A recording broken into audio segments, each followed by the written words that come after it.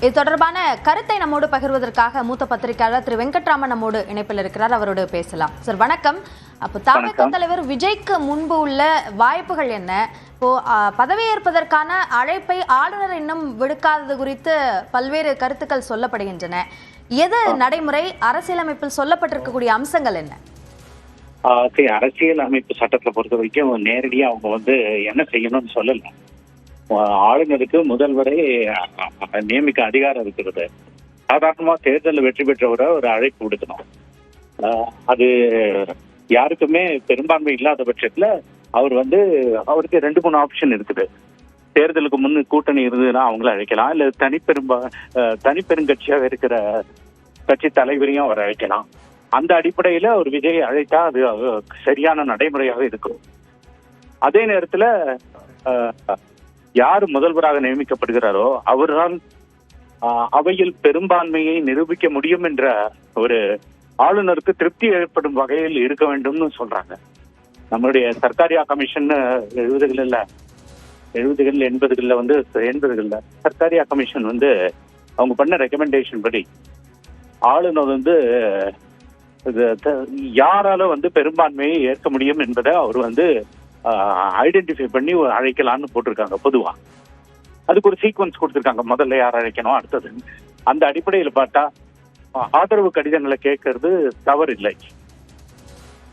ஏன்னா பெரும்பான்மை இல்லாதவரை முதல்ல நியமிச்சுட்டு அவையில வாக்கெடுக்கும் போது தோல்வி வரும் நிலை இருக்கலாம். அதனால என்ன சொல்றேன்னா, இரண்டுமே சரி. இப்போ ஒருவரை நியமித்து விட்டு நீங்க உங்களுடைய பெரும்பான்மையை நிரூபியுங்கள்னு சொல்லலாம். உங்களுடைய பெரும்பான்மையை ஓரளவுக்கு ஆதாரம் கொடுத்து அதற்கு பின் நான் நியமிக்கிறேன் என்றும் சொல்லலாம். இரண்டிலும் தவறில்லை. ஆனா இப்போ 118 என்ற அந்த எண்ணிக்கை இல்லாத நிலையில இப்போ அவர் உரிமை கோரி இருக்கிறார். அவரை ஆட்சி அமைக்க சொல்லிவிட்டு பின்னர் சட்டமன்றத்துல தன்னுடைய பெரும்பான்மையை நிரூபிக்க சொல்லலாமே, ஏன் அதில் தாமதம் ஏற்படுத்துகிறார்? அதில் ஏதேனும் அரசியல் இருக்கா அப்படின்னு கேட்கிறாங்க. அதான் தாமதத்துக்கு ஒரு காரணம் உண்டு. ஏன்னா 2-3 நிகழ்வுகள் இது வரைக்கும் நடந்திருக்கு. உதாரணமா 2018 பிஎஸ் எடியூரப்பா அப்ப கர்நாடகாவில் தேர்தலுக்கு பிறகு பிஜேபி பெரும்பான்மை உள்ள கட்சியா வரல. அவங்களுக்கு தான் அதிக சீட் இருந்தது. இரண்டாவது ஜேடிஎஸ், காங்கிரஸ் போன்றவங்க இருந்தாங்க.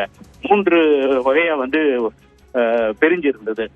அவர் எடியூரப்பாவை ஆளுநர் முதலில் அழைத்தார். அவங்களுக்கு ஐ திங்க் 225ல் 104 சீட்டு தான் இருந்தது. அப்போ அவருக்கு பெரும்பான்மை இல்லாத போது பண்ணாங்க. உடனடியாக கோர்ட்டுக்கு போனாங்க ஜேடிஎஸ், காங்கிரஸ் 2 கட்சிகளும். அப்போ 15 நாட்கள் கால அவகாசம் கொடுத்திருந்தார் அவருக்கு ஆளுநர். 15 நாட்களுக்குள்ள உங்களுடைய பெரும்பான்மையை நிரூபியுங்கள். உச்ச நீதிமன்றம் என்ன செய்ததுன்னா இது ரொம்ப அதிகமான கால அவகாசம். நீங்க நாளைக்கே நீங்க அவைக்கு சென்று வாக்கெடுப்பை நடத்துங்கள்னு போட்டாங்க. ஒரே நாள் தான் கொடுத்தாங்க. அதுல எடியூரப்பா உடனடியாக ராஜினாமா செய்து விட்டார். ஏன்னா அவருக்கு பெரும்பான்மை இல்லை என்று அவருக்கு தெரியும். இந்த காரணமாகத்தான் இப்ப நம்மளுடைய ஆளுநர் ஆர்லேக்கர் தாமதம் செய்கிறார்னு நான் நினைக்கிறேன். ஏன்னா இப்ப அவரை நியமித்து விட்டு வாக்கெடுப்பும் போது அவருக்கு பெரும்பான்மை இல்லைன்னா என்ன செய்யறது அப்படின்ற அடிப்படையில அவர் யோசிக்கிறார். இதனால் கோர்ட்டுடைய கண்டனத்துக்கு உள்ளாகும் என்ற சந்தேகமும் அவருக்கு இருக்கலாம். என்னை பொறுத்த வரைக்கும் இப்ப வேறு யாரும் இல்லாததுனால ஆளுநருக்கு இன்னொரு கடமையும் உண்டு. இருக்கிற உறுப்பினர்களை வைத்துக்கொண்டு, இதே அவையை வைத்துக்கொண்டு எப்படியாவது ஒரு அரசாங்கத்தை அவர் ஏற்படுத்த முயற்சி செய்ய வேண்டும். அதுவும் அவருடைய கடமை.